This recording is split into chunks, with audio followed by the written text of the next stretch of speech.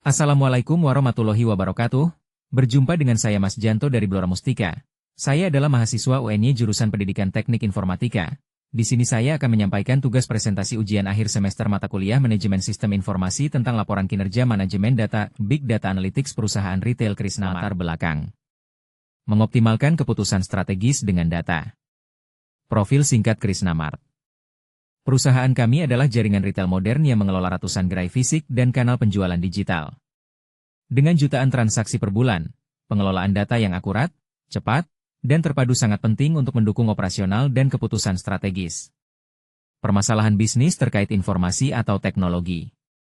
Divisi Manajemen Data, Big Data Analytics berperan krusial dalam mendukung keputusan strategis melalui pengelolaan data terstruktur, integrasi sistem, dan analisis lanjutan. Laporan ini menyajikan pencapaian, tantangan, dan rekomendasi pengembangan ke depan. Tantangan bisnis, mengatasi kompleksitas data. Data tidak terintegrasi. Data tersebar di berbagai sistem seperti POS, inventory, CRM, dan pemasok, menyulitkan pandangan menyeluruh. Proses pelaporan lambat. Pelaporan dan analisis yang diperbarui setiap 24 jam menghambat respons cepat terhadap perubahan pasar. Kualitas data tidak seragam. Data pelanggan tidak lengkap dan SKU duplikat menyebabkan ketidakakuratan dan inefisiensi. Prediksi permintaan sulit. Kesulitan dalam memprediksi permintaan mengakibatkan overstock dan out of stock yang merugikan. Minimnya insight pelanggan.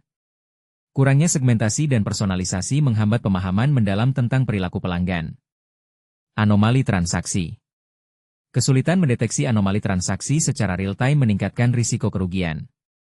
Data unstructured belum optimal. Lonjakan data unstructured dari kanal online belum dimanfaatkan secara optimal.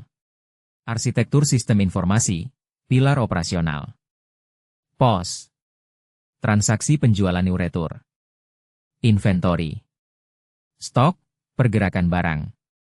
Data lake, DW. Penyimpanan data pusat. ERP. Purchasing, finance, supplier. E-commerce. Pesanan online, harga, stok. CRM. Data pelanggan loyalitas. Berbagai sistem ini saling terhubung untuk menciptakan ekosistem data yang komprehensif, mendukung operasional dan analisis. Ruang lingkup kerja divisi data. Pengumpulan data. Data transaksi POS, inventory gudang, pelanggan, CRM, pemasok, kanal online. Manajemen data.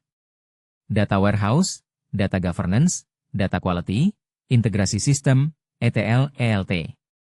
Big data analytics.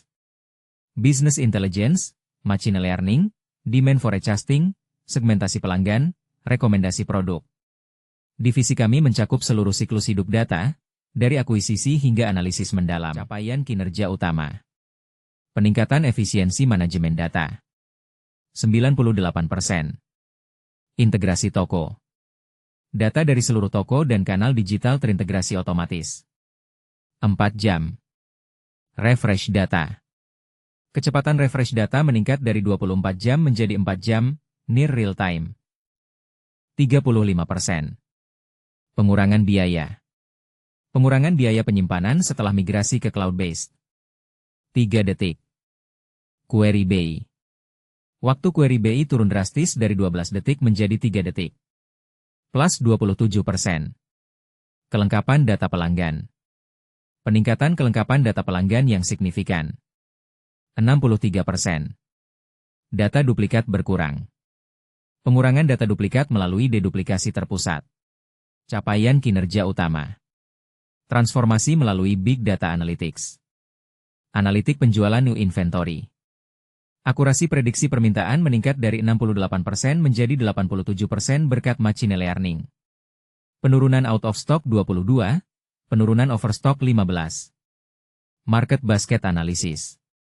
120 rekomendasi bundling produk, penjualan tambahan plus 8,4%, cross-selling online plus 14%. Customer Analytics. Segmentasi RFM menghasilkan 6 segmen strategis, konversi kampanye meningkat plus 18%, AOV plus 12%, retensi pelanggan meningkat 10% melalui personalisasi. Fraud Anomaly Detection. Identifikasi dini 2.300 potensi transaksi tidak wajar, Potensi kerugian dapat ditekan hingga 1,2 miliar rupiah. Tantangan yang dihadapi. Kualitas data fluktuatif. Data dari cabang tertentu masih belum konsisten karena entry manual. Fragmentasi data historis. Data historis belum sepenuhnya dinormalisasi, menyulitkan analisis terpadu. Kapabilitas SDM terbatas. Kurangnya keahlian dalam machine learning lanjutan di tim. API pemasok tidak stabil. Beberapa API pemasok kurang stabil, mempengaruhi integrasi data. Peningkatan permintaan analitik. Permintaan analitik dari unit bisnis meningkat, butuh peningkatan kapasitas otomatisasi. Rencana perbaikan inisiatif selanjutnya. 1. Peningkatan infrastruktur data. Pengembangan Unified Data Lakehouse dan otomatisasi penuh pipeline ETL. 2. Penguatan data governance. Implementasi data steward dan standarisasi master data. 3. Pengembangan advanced analytics. 4. Penguatan kapasitas SDM. Program training internal, SQL, Python, ML, BI, dan sertifikasi profesional. Kesimpulan. Menuju masa depan berbasis data.